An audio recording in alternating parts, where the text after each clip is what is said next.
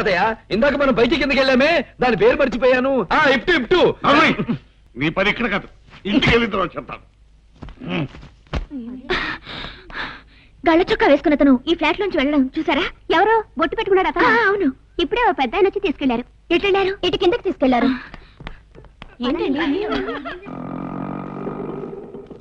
ఎక్కడికి వెళ్ళాలి సార్? అదేనయ్యా నాంపల్లి స్టేషన్ పక్కన బాబాయ్ లాంటి లాడ్జి గంట పెట్టి నాకు బస్సు చూపించవా? ఆహా, చేసిన నిర్వహణ బస్సు చూపించాలట. నేను ఎక్కను. నేను బస్తీ చూడాలి. ఇదిగో నువ్వు ఎక్కుతావా ఎక్కవా? నేను బస్తీ చూడాలి. ఆఖరిసారిగా అడుగుతున్నాను, ఎక్కుతావా ఎక్కవా? నేను బస్తీ చూడాలి.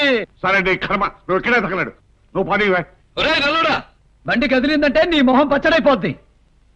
నువ్వు పని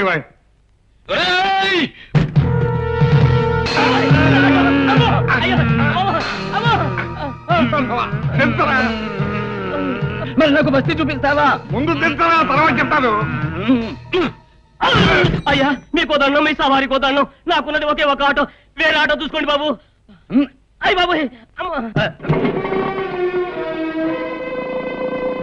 నిన్ననే ప్రయోజనం లేదురా, తప్పు రాది. నన్ను నేను చెప్పుతో కొట్టుకోవాలి. ఊళ్ళోకి పోతా.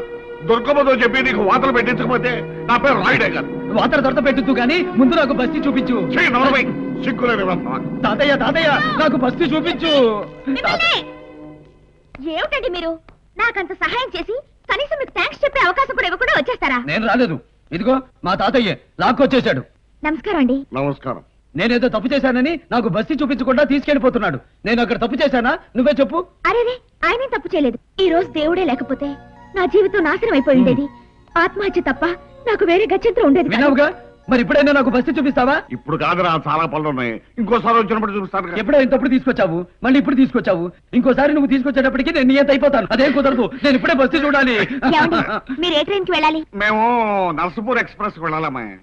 మీకు అభ్యంతరం లేకపోతే ఈయనకి దేవుడికి నేను బస్తీ చూపిస్తాను. నిజంగా? అవును. ఇదిగోనమ్మాయి, వీడి సంగతి నీకు తెలియదు. వీడు అసలే తోకలేరు కొద్ది. వీడితో నువ్వు పడలేవు కానీ ఎందుకు వచ్చిన శ్రమమ్మా నీకు? నాకంత సహాయం చేసిన దేవుడి కోసం ఆ మాత్రం శ్రమ పడ్డంలో తప్పే ఉందండి. కాదనకండి ప్లీజ్.